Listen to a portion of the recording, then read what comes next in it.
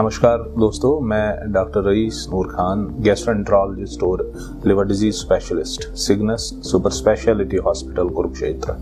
आज हम बात करेंगे एच पाइलरी इन्फेक्शन के बारे में।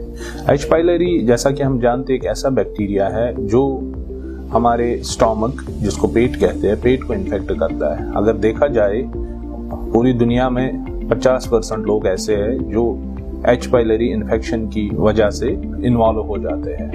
अब हम अगर हमारे एशिया की बात करें, इंडिया, बांग्लादेश, चाइना, पाकिस्तान, ऐसी कंट्रीज में ऑलमोस्ट हर 10 में से 8 लोगों को एच पाइलरी इन्फेक्शन पाया जाता है। ये इन्फेक्शन यूजुअली बचपन में ही हमारे स्टोमक में हो जाता है और ऐसी कुछ चीज़ें हैं जिनकी वजह से हमने देखा है कि ये एच पाइलरी इन्फेक्शन क्यों हो जाता है। उसमें सबसे इम्पॉर्टेंट चीज़ है हमारा hygiene, standard of living, over crowding, जहाँ पे ज़्यादा ओवर क्राउडिंग हो, जहाँ पे पानी साफ ना हो, जहाँ पे बिल्कुल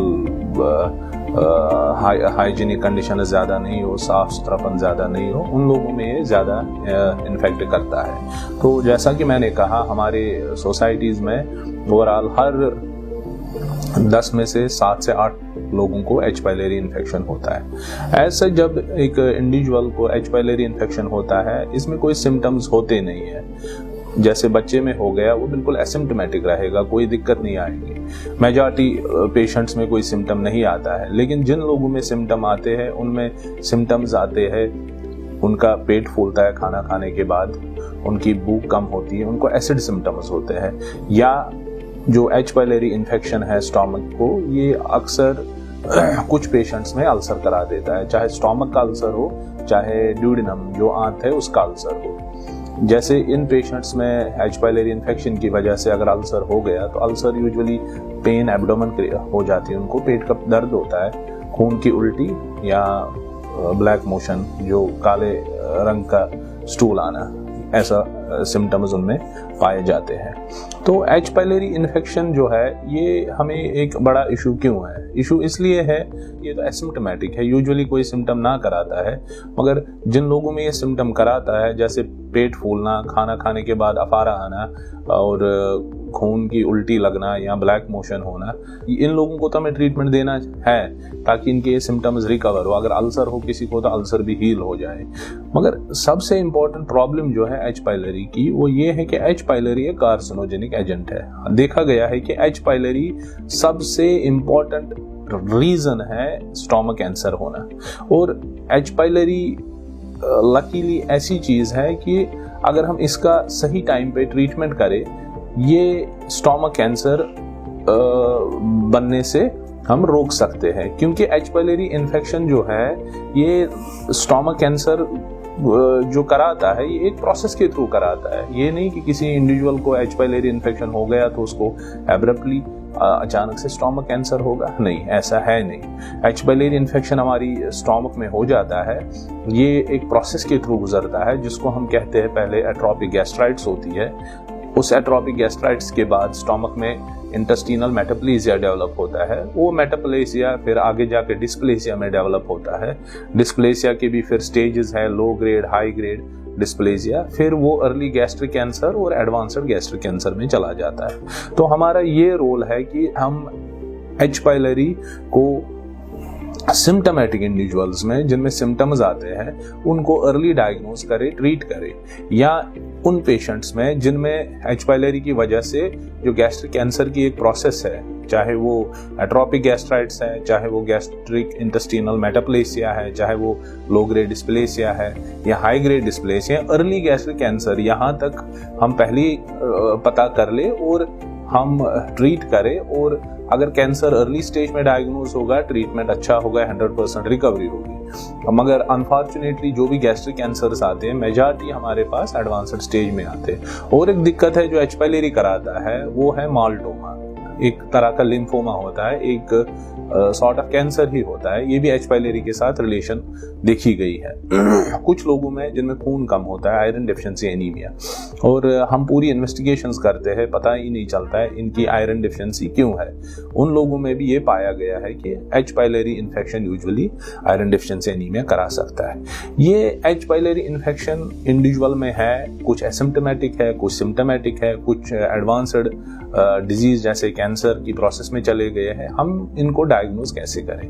जो भी इंडिविजुअल जिसको डिस्पेप्सिया है, जिसको खाना खाने के बाद पेट टाइट होता है, खट्टे डकार आते हैं, एसिड सिम्टम्स आते हैं, भूख कम लगती है, या कभी उनको पहले शिकायत रही है गैस्ट्रिक ये अल्सर, पेप्टिक अल्सर जिसको कहते हैं हम, गैस्ट्रिक या ड्यूडेनल अल्सर की, या उनको खून की उल्टी आई है कभी, वो हमारे पास आई है, हम उनको एच पाइलेरी की डायग्नोसिस में हम एक प्रोसेस कर देंगे। तो एच पाइलेरी का जो हमारा डायग्नोसिस है उसमें हम दो तरह के डायग्नोसिस प्रोसेस है हमारे पास, या तो नॉन इन्वेजिव है या इन्वेजिव है। नॉन इन्वेजिव में हम क्या करेंगे, हमारे पास अगर कोई पेशेंट आया, हम उनको यूरेस ब्रेथ टेस्ट कराएंगे। एच पाइलेरी एक यूरेस एंजाइम स्क्रीट करता है और हमें उस यूरेस एंजाइम की एक्टिविटी देखनी होती है। जिन पेशेंट्स में ब्रेथ टेस्ट पे यूरेस एंजाइम की एक्टिविटी आए, उनको हम कहते हैं कि आपका एच पाइलेरी इन्फेक्शन है, तो उनको हम फिर अल्टीमेटली ट्रीटमेंट देते हैं। Other than urease breath test हम स्टूल एंटीजन देख सकते हैं। एच पाइलेरी का एक एंटीजन हम स्टूल सैंपल में देख सकते हैं इन पेशेंट्स में, तो इनसे हमें पता चलेगा, स्टूल एंटीजन अगर पॉजिटिव आया तो हम ये मानते हैं इनको एच पाइलेरी इन्फेक्शन है। तो ये टेस्ट करने के लिए कुछ प्रिकॉशंस लेने होते हैं पहले, जैसे पेशेंट ऑफ एंटीबायोटिक सोना चाहे 1 से 2 हफ्ते तक, पेशेंट जो एसिड की मेडिसिन होती है पीपीआई खाली पेट जो लेते हैं वो बंद करनी होती है कुछ टाइम पहले, तब जाके हम ये टेस्ट करते हैं। तो अब इन्वेजिव टेस्ट की जो बात आती है, इसमें हम यूजुअली पेशेंट को, जो सिम्टोमेटिक पेशेंट हो, उनको एंडोस्कोपी करते हैं। एंडोस्कोपी की क्या एडवांटेजेस है? एक तो एच पाइलेरी का हम पता लगाएंगे ही। उसमें कैसे लगाते हैं एच पाइलेरी का पता? एक सैंपल उठाते हैं, वो एक इंडिकेटर पे डालते हैं जिसको रैपिड यूरेस टेस्ट कहते हैं। वो इंडिकेटर यूजुअली येलो होता है, वो कुछ ही टाइम में पिंक कलर हो जाता है। जिन पेशेंट्स का वो पिंक कलर हो जाए, हम कहते हैं इनको एच पाइलेरी इन्फेक्शन है। या एंडोस्कोपी से हम क्या करते हैं, बायोप्सी सैंपल उठाते हैं, वो बायोप्सी हम प्रोसेस के लिए भेजते हैं, वो स्टेन करते हैं, उसको माइक्रोस्कोप के नीचे देखते हैं, एच पाइलेरी का पता चलता है। बायोप्सी जो है वो स्पेसिफिक है, इससे 100% स्पेसिफिसिटी है, लेकिन इसकी सेंसिटिविटी थोड़ी कम है। अगर हम एंडोस्कोपी कर ले पेशेंट को, अदर देन हम डायग्नोज एच पाइलेरी तो कर ही लेंगे, इसमें और एक एडवांटेजेस है कि हम ये पता कर सकते हैं एंडोस्कोप से कि पेशेंट को अल्सर तो नहीं है, स्टोमक में अल्सर तो नहीं है, इंटेस्टाइन में अल्सर तो नहीं है, या एच पाइलेरी की वजह से जो कैंसर प्रोसेस जो है, atrophic gastritis, gastric intestinal metaplasia, dysplasia, early gastric cancer, ये हम डायग्नोज कर सकते हैं बायोप्सी लेके। फिर अकॉर्डिंगली हम उन पेशेंट्स को फॉलोअप पे रखेंगे, या जिनको अर्ली गैस्ट्रिक कैंसर है उनको फर्दर ऑन्कोलॉजिस्ट के पास ट्रीटमेंट के लिए भेज सकते हैं। तो कुल मिला के हमें ये देखना है, जो इंडिविजुअल्स, जैसे मैंने कहा डिस्पेप्सिया है, या कभी गैस्ट्रिक अल्सर या ड्यूडेनल अल्सर की शिकायत रही है, या कभी खून की उल्टी आई है, या ब्लैक मोशन हुई है, या जिनको family history of gastric cancer है, आपके घर में आपके first degree relative, father, mother, brother, sister, या सेकंड डिग्री में अंकल, कजन्स को गैस्ट्रिक कैंसर की शिकायत हुई है, तो इन इंडिविजुअल्स को चाहिए कि ये आए हमारे पास और इनको हम एच पाइलेरी की डायग्नोसिस करके अकॉर्डिंगली हम ट्रीटमेंट कर लेंगे। अब जबकि हमने एच पाइलेरी डायग्नोस किया, तो इसके बाद हम क्या करेंगे? इसके बाद हम पेशेंट को ट्रीटमेंट शुरू करते हैं। ट्रीटमेंट जो है इसमें एंटीबायोटिक ट्रीटमेंट चलता है, क्योंकि एक बैक्टीरियल इन्फेक्शन है और इसमें एंटीबायोटिक ट्रीटमेंट चलता है। एंटीबायोटिक ट्रीटमेंट में हमारे पास बहुत सारी गाइडलाइंस है कि कौन सा हम ट्रीटमेंट शुरू कर ले, और अगर हम रफली देखे जाए, जितने भी हम एंटीबायोटिक देते हैं उसमें क्यूर रेट यूजुअली 90% तक ही होती है, 85 to 90% तक। 10% केसेस, 10 से 15% ऐसे होते हैं जो एंटीबायोटिक थेरेपी से रिकवर नहीं होते हैं, और उनके लिए हमने क्या करना होता है, उनके लिए हमने अल्टरनेटिव थेरेपीज देखनी होती है, जिनको हम सेकंड लाइन थेरेपीज कहते हैं, या फिर रेस्क्यू थेरेपीज देखनी होती है।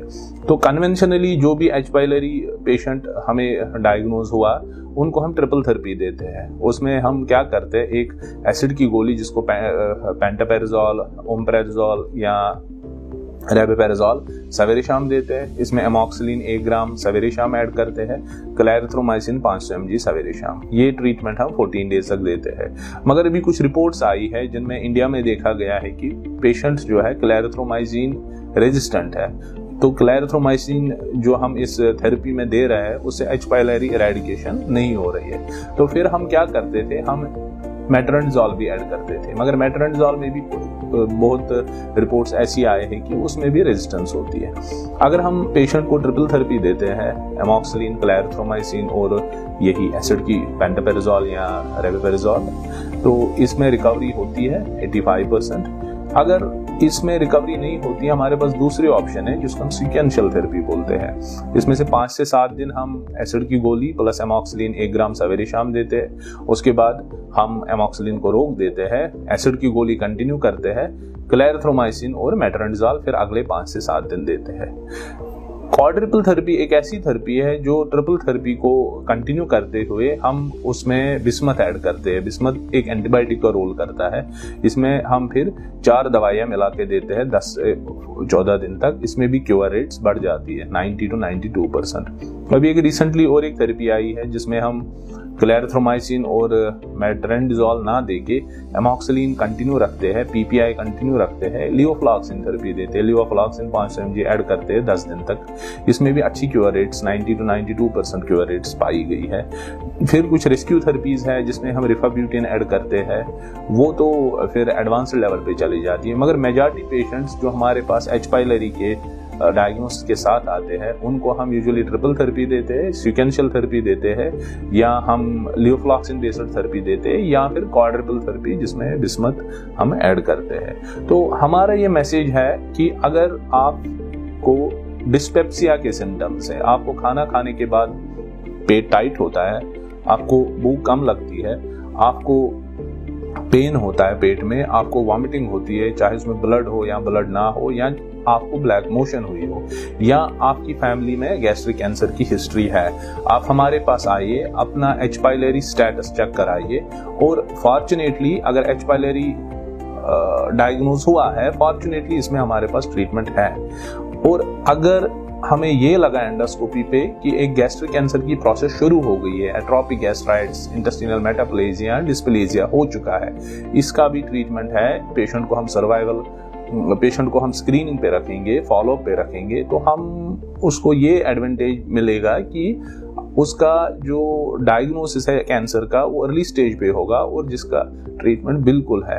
अदरवाइज हमारे पास पेशेंट्स जो गैस्ट्रिक कैंसर के आते हैं वो एडवांस स्टेज पे आते हैं जहां पे रिकवरी बहुत ही मुश्किल है। Thank you.